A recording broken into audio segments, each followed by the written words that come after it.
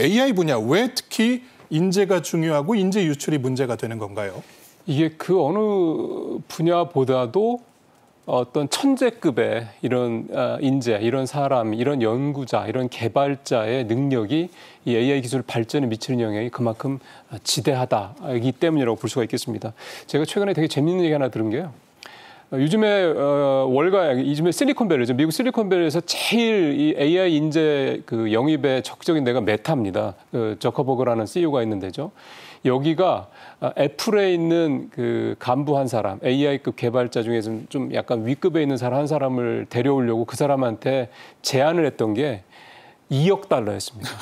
그러니까 총 보수죠. 연봉, 그다음에 스톡 옵션, 그다음에 뭐 계약금 등등해서 이게 그러니까 2천만 달러도 아니고 200만 달러도 아니고 2억 달러를 제안을 했다고 그러더라고요. 그러니까 얼마나 대단한 사람인지는 모르겠습니다만 하여간 그 정도까지 해서 결국 이제 데려오는 데 성공을 했고요. 그러니까 어디 가서 200만 달러, 우리 돈으로 뭐 10억, 20억 정도의 연봉 제시해가지고는 정말 글로벌급의 AI 인재를 데려오는 건 어렵다 이런 얘기가 되는 겁니다. 그러니까 거꾸로 얘기하면 그렇게 미국의 빅테크라든가 뭐 중국이라든가 이런 데서 그런 급들의 인재들을 데려가기 위해서 그렇게 천문학적인 돈을 쓰고 있다 이런 얘기가 되는 거고요.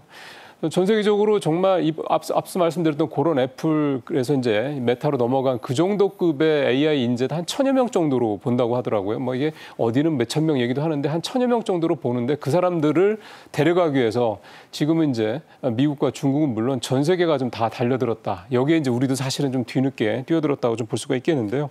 우리가 이렇게 그나마 있는 AI 인재들마저 밖으로 나가는 이유는 역시 연구 여건이 좀 빅테크들이나 이런 데에 비하면 부적절하다. 좀 이거가 좀 미흡하다는 점도 있겠고 또 급여나 이런 것도 사실은 몇 억 이렇게 되다 보니까 우리한테 일반적인 분들한테는 몇 억이면 와 할 텐데 AI 쪽에서는 그거는 사실은 정말 흔한 말로 껌값 정도밖에 안 된다는 얘기죠. 그런 부분도 굉장히 크다라고 얘기해서요. 그래서 이제 자꾸 나가니까 대통령 이 부분을 좀 굉장히 심각하게 바라보고 대책을 강구하라고 지시를 했다. 이렇게 좀 볼 수가 있겠습니다. 예. 이재명 대통령이 우리나라를 AI 3대 강국으로 만들어 나가겠다고 천명을 했고 우수한 인재는 거기서 상당히 필수적인 요소입니다. 그런데 얼마나 유출이 심각하길래 대통령이 오찬 자리에서 이런 얘기를 한 건가요?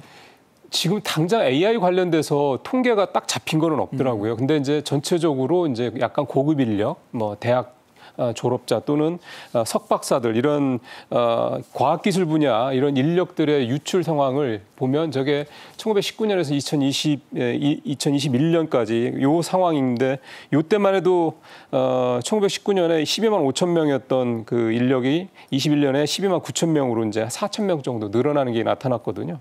같은 기간에 외국에서 국내로 들어온 외국인 전문 인력은 또 상대적으로 한 2천 명 정도 감소해서 불과 3년 동안 그 소위 말하는 좀 그 쓸만한 이런 이 과학기술 분야 전문 인력이 6천 명이 국내에선 줄어드는 이런 셈이 됐습니다. 앞서 보신 표는 이게 이제 그 2022년부터 글로벌 AI 붐이 이제 본격적으로 늘어난 이후의 상황들을 좀 분석을 한 건데 OECD 회원국 38개국 중에서 우리나라가 35위로 이 기술 유출, 그러니까 인재 유출이 심한 것으로 나타나서 이런 정도 수준이라면 사실 앞서 이재명 대통령이 대선공약으로 제시했던 글로벌 AI 뭐 3대 강국 어렵죠. 사실상 거의 불가능하다고 봐야 되는 거고요. 결국은 특히 더 걱정스러운 거는 정말 핵심 인력일수록 더 많이 빠져나간다. 그러니까 상대적으로 그 사람들이 국내에서 연구하거나 이렇게 생활을 할 여건이 다른 나라에 비해서 너무 이제 열악하다. 거꾸로 보면 이런 얘기가 되는 거기 때문에 결국은 이제 그런 여건을 먼저 좀 만들어내는 게 무엇보다도 시급하다. 그리고 그 점을 대통령이 지시를 한 거다. 이렇게 좀 볼 수가 있겠습니다. 예. 사실 인재 유출도 유출입니다만 이분들을 양성해낼 교수진들, 특히나 서울대 교수들 이 분야에서 상당히 최근에 많이 빠져나간 것 같습니다. 예, 맞습니다. 국회에 제출된 자료를 보면요. 지난 4년간 서울대학교 교수 중에서 56명의 교수가 해외로 빠져나갔다는 겁니다. 예.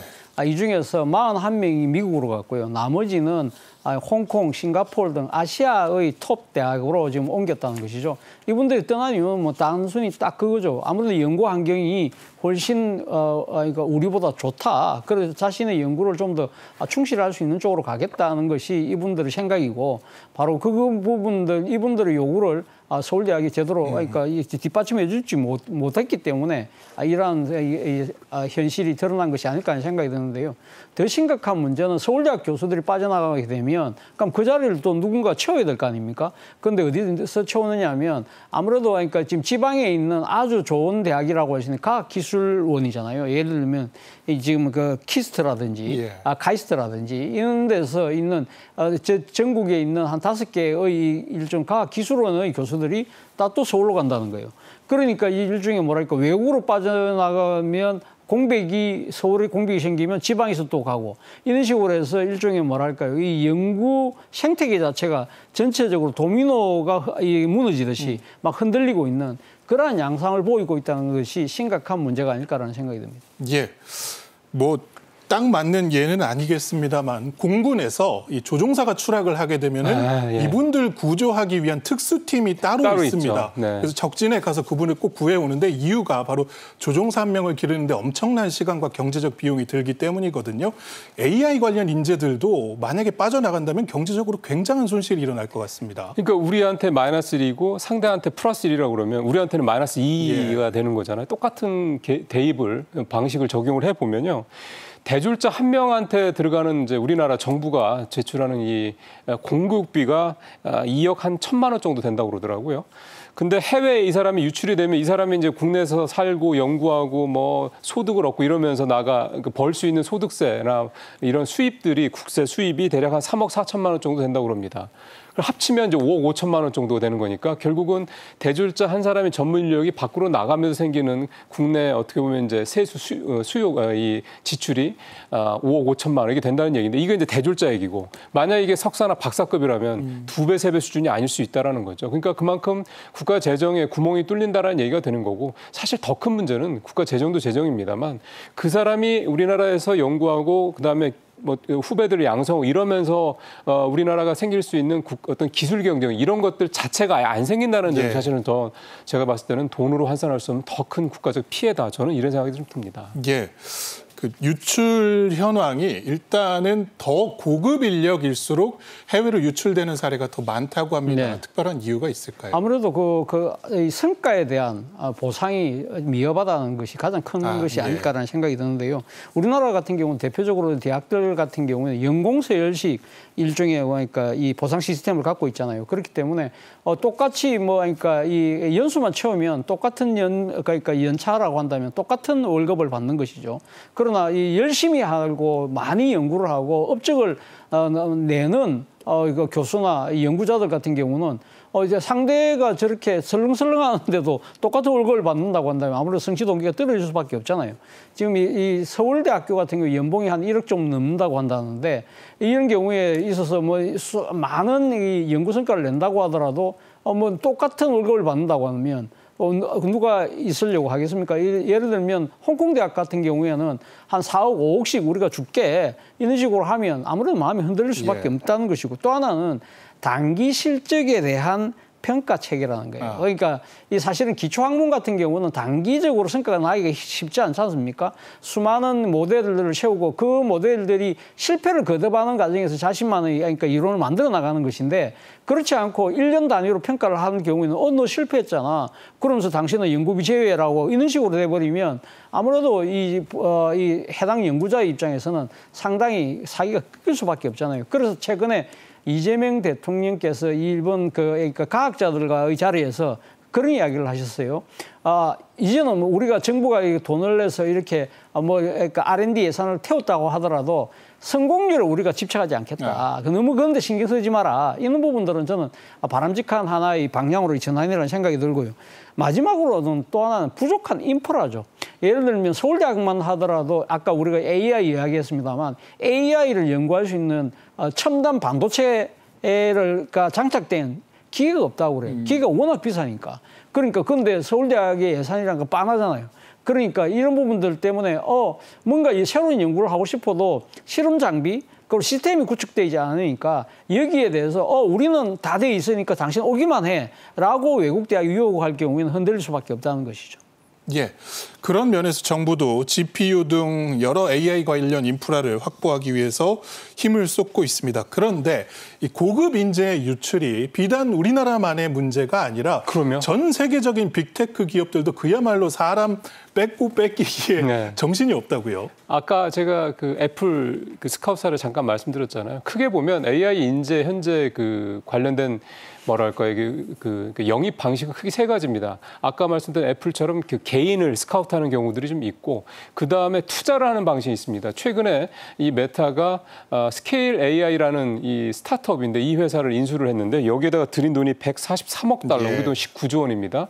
이 회사를 인수한 가장 큰 이유는 이 회사의 CEO인 알렉산더 왕이라는 사람이 이 AI와 관련돼서 천재적인 그런 어떤 여러 가지 기획도 하고 또 기술 개발을 하는 사람이기 때문에 사실은 이 사람을 자기네 AI 개발의 어떤 전략적 파트너로 삼기 위해서 저커버그 CEO가 이렇게 큰 돈을 들였던 거고요. 좀 더 앞으로 좀 가보면 2014년도에 아마 그때 기억하시기 알파고라고 하는 이 바둑 그 AI 프로그램을 이제 개발해서 굉장히 화제가 됐어요. 사실 따져보면 지금 AI 붐의 시작이라고 볼 수 있는데 이 알파고를 개발했던 영국의 스타트업 딥마인드라는 회사가 있습니다. 이 회사를 구글이 인수를 했는데 그 당시에 4억 달러를 투자해서 인수를 했거든요. 이런 식으로 투자, 그다음에 M&A 또 개인 어떤 스카우트 이런 방식으로 진행이 좀 되는 건데요. 이 최근에 이 빅테크 내에서도 이 부분 때문에 서로 좀 갈등이 심해지고 있는데 샘 올트먼이라고 하는 그 오픈 AI CEO가 역시 메타가 또 이제 주인공이었는데 자기네 인력을 여러 명을 한꺼번에 빼가려고 천문학적인 금액을 제시했다라고 얘기를 하는데 우리 직원들이 한 명도 빠져나가지 않았다 이렇게 얘기를 하면서 이게 약간 상도에 좀 벗어난 거 아니냐 이런 식의 얘기까지 하는 이유가 이런 사람이 빠져나가면 그만큼 출혈이 크다라는 얘기죠. 아까 말씀드린 것처럼 마이너스 1이 아니라 마이너스 2나 3이 될 수 있다는 점 때문에 이 인재 빼가려고도 필사적인 노력을 하지만 또 인재를 또 지키기 위한 노력도 그 이상으로 또 좀 치열하게 벌어지고 있다 이렇게 볼 수가 있겠습니다. 예. 빅테크 기업들 사례 알아봤고요. 이제 국가 간에도 상당히 인재 영입이 치열한 것 같습니다. 가까운 나라 중국하고 일본 상황 좀 알아볼까요? 그렇죠. 뭐 지금 중국 같은 경우는 천인 계획이라고 하죠. 그러니까 완전히 천재급, 그러니까 지금 핵심 인재들을 유치를 해서 중국의 기술 굴기를 이루겠다는 그런 목표에서 해외에 그러니까 나가 있었던 그러니까 이 중국계 인재들을 적극적으로 유치를 하는데 뭐 AI뿐만 아니라 에너지, 바이오, 그 소위 말하는 첨단 과학 기술 분야에 있는 모든 인재들을 그러니까 중국으로 끌어들여서 문제는 그 끌어들이기 위해서는 앞서 우리가 이야기했던 대로 그러니까 아주 후한 성과 체제 예. 그리고 또 이 체계적인 뭐랄까 연구 관리 시스템을 전반적으로 지원하는 그러한 것들이 상당히 잘 돼 있다고 합니다. 그리고 일본 같은 경우는요, 단순하게 지금 해당 이 인재뿐만 아니라 그 인재에 대해서 물론 인재에 대해서도 여러 가지 지원을 하죠. 정부 차원에서 뭐 장학금도 주고 연구금도 풍부하게 지원을 하는데 더 나아가서는 그 배우자한테도 상당한 뭐랄까 지원을 해주고 예를 들면 이 결혼한 부부 같은 경우는 가사 도우미까지 그러니까 배정을 해주는 식으로 그리고 또 더 나아가서는 또 영주권 취득을 좀 완화해주는 그러한 여러 가지 메리트를 통해서 국가가 인재 유치에 발벗고 나서고 있다고 합니다.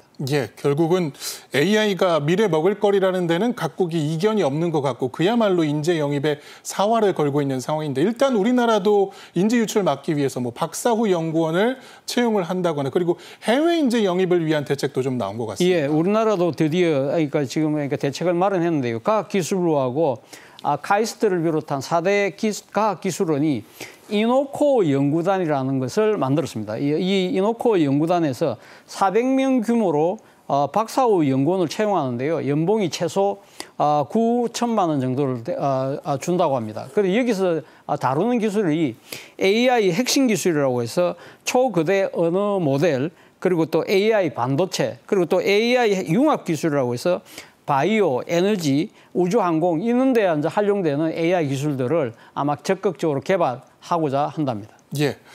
자, 국가적인 지원이 무엇보다 뒷받침돼야 될 것 같습니다. 그러면. 예산 얘기인데요. 결국은 이재명 대통령도 대선 때 이 분야에 상당한 규모의 투자를 약속을 했었고 100조 얘기했었죠. 예, 이번에도 실제 예산이 많이 투입이 됐더라고요. 원래 과학기술 쪽 예산에 한 2조 한 6천억 정도가 있었는데 이번에 추경 편성할 때 한 800억 가까이 되는 예산을 추가로 예. 투여를 해서 AI의 어떤 전환, 우리 정부의 특히 공공정책의 AI 전환에 집중적으로 좀 투입을 하겠다 얘기했습니다. 물론 사실은 앞서 빅테크 얘기하다가 갑자기 뭐 이런 얘기를 하니까 되게 금액이 작은 것 같긴 합니다만 없던 게 더 추가됐다라는 거에 의미를 둘 수가 있는 거고 앞으로 이제 계속해서 더 확장이 될 거라고 보면 될 것 같은데요. 이번에 추가된 이 예산들이 투여되는 부분들은 크게 세 가지였습니다. 하나는 공공 부문, 그다음에 또 하나가 의료 부문, 그다음에 세 번째가 제조 부문인데요. 이 세 분야와 관련된 정부의 공공정책이 진행이 될 때 AI 기술을 좀 적용을 해서 훨씬 더 효율성을 높이고 생산성을 높이겠다라는 게 이번에 예산을 추가로 투입한 그 어떤 의미다 이렇게 좀 볼 수가 있겠고요. 또 하나가 지금 이제 이 AI 기술 개발의 최종점은 휴머노이드 로봇. 이라고 얘기하는 사람들이 많습니다. 결국은 AI 기술이 적용돼서 일상에서 사람들을 대신할 수 있는 여러 가지 역할들을 하는 게 그런 휴머노이드 로봇이기 때문에 이렇게 되는 건데 이거를 이제 젠슨 왕 CEO가 피지컬 AI라는 표현을 좀 쓰고 있거든요. 그러니까 결국 AI의 궁극점은 이렇게 휴머노이드 로봇을 위시한 이런 피지컬 AI이기 때문에 이거를 가기 위한 기술 개발에도 정부 이번에 AI 예산이 좀 투입이 될 예정이고요. 그다음에 이런 AI 기술이 우리가 이제 경쟁력을 가지려면 결국은 반도체가 필요합니다. 우리만의 반도체가 필요한 거죠. 지금 우리가 엔비디아 같은 GPU를 만들 수는 없습니다. 그러면 이제 GPU가 좀 큰 포괄적인 의미의 AI 반도체라 그러면 우리는 이런 포괄적인 반도체가 적용이 되는데 더 세부적인 데서 역량을 발휘할 수 있는 이런 어떤 NPU라고 보통 얘기를 하는데 이런 그 좀 특화된 반도체를 또 개발을 해야 되는 거거든요. 그거는 우리나라가 하기가 참 좋은 거죠. 예. 그래서 이런 NPU를 개발하기 위한 우리나라의 맞춤식 NPU를 개발하는데도 역시 이제 정부 예산이 좀 들어갈 예정입니다. 제일 중요한 거는요, 기술 개발만 하는 게 중요한 게 아니라 그거를 누군가가 써서 그거를 개발한 그 기업들이 계속 뭔가 캐시플로우가 만들어져서 이제 회사가 성장을 할 수 있도록 해줘야 되는 거거든요. 그래서 이재명 대통령이 했던 얘기도 이런 AI 기업들이 만들어내는 기술을 정부에서 적극적으로 사주라 이렇게 조달청에 지시를 했습니다. 그렇게 되면 이 회사들이 정부에 물건을 납품하면서 기술을 납품하면서 거기서 수익이 들어오고 그러면서 조금씩 성장을 해서 결국은 더 큰 AI 전문 기업으로 성장할 수 있도록 할 것이다. 그런 차원까지 좀 이번에 한꺼번에 얘기가 좀 나와서요. 처음에 금액이 좀 작아서 아이고 우리가 되겠어라고 좀 약간 좀 아쉬워하실 수도 있는데 이렇게 차근차근 시작을 해서 점점 좀 커지면 결국은 대통령이 좀 대성공약으로 내세운 글로벌 AI 3대 강국에 들어가는 일테면 어떤 기반이 만들 수 있겠다. 이렇게도 좀 볼 수가 있겠습니다. 예, 사실 뭐 빅테크 기업들 투자 규모 보다가 이런 액수 보면 사실 뭐 실망하실 수도 있는데 네. 사실은 이 분야가 인재 집약적이고 기술 집약적이기 때문에 어떻게 보면은 중소기업들, 그러니까 AI 유니콘들이 참신한 아이디어와 혁신을 통해서도 또 경쟁을 할 수 있는 분야이기도 하거든요. AI 유니콘을 육성하기 위한 정부 대책도 있을까요? 그렇죠. 유니콘이라는 거는 보통 10억 달, 우리 돈으로 1조 한 3, 4천억 정도 규모, 그러니까 회사 가치가 인정받는 그런 회사들을 좀 얘기를 하는 건데 지난번에 대통령이 그 대통령 되기 전이시죠. 그때 민주당 대선 후보로서 방문했던 이 AI 관련된 회사들 이런 회사들을 이렇게 쭉 보면 이게 대부분 상장이 안 되는 회사들입니다. 아직은 이제 유니콘이라고 볼 수가 있겠죠. 근데 유니콘이 채 안 되는 사이즈의 기업 가치 회사가 대통령이 방문하고 나서 투자가 더 이루어져서 유니콘이 또 되는 그런 사례가 좀 있었거든요. 결국 이제 대통령이라는 어떤 그 역할이 그런 거라고 생각이 듭니다. 본인이 봤을 때 국가의 경쟁력을 키우기 위해서 꼭 필요한 어떤 분야가 있고 그거를 잘 하고 있는 회사가 있는데 지금은 이를테면 사이즈가 작고 투자금 같은 것도 잘 안 들어온다. 그러면은 대통령이 또 나라가 이렇게 관심을 보여줌으로써 투자가 또 몰리게 되고 그 회사가 성장을 하는 이런 어떤 모습들을 좀 대표적으로 좀 보여주는 거 볼 수가 있겠는데요. 중기부에서 이제 이 부분을 이제 전담을 아무래도 하죠. 특히 이제 일단 정부 차원에서 3,100억 원을 투입을 하고 이 3,100억 가지고는 사실 굉장히 적죠. 그래서 결국은 민간 기업들의 자금을 이제 끌어들이게 됩니다. 이걸 이제 모태 펀드 형태라고 얘기를 하는데 이렇게 해서 총 5,700억의 벤처 펀드를 좀 조성을 해서 이 돈을 AI에 있는 AI를 좀 연구하는 이런 작은 회사들, 이 스타트업들한테 적극적으로 투입을 해서 이 기업들을 유니콘급으로 키우겠다. 이런 어떤 그 계획을 청사진을 좀 내놓기도 했습니다. 예. 이재명 정부 5년간의 청사진은 지금 국정기획위원회가 마련을 하고 있습니다. 그 AI 분야 인재 유출 방지 방안도 좀 논의를 한다고요? 그렇죠. 뭐 지금 대통령께서 심각하게 지금 생각하고 있는 아주 큰 문제가 바로 이 인재 유출. 그중에서 특히 AI 인재가 유출되는 부분은 국가적인 손실로 작용할 수밖에 없다는 인식을 갖고 있기 때문에 이재명 정부의 5년간의 밑그림을 그리는 국정기획위원회에서도 이걸 갖다가 절대 간과할 수가 없는 거잖아요.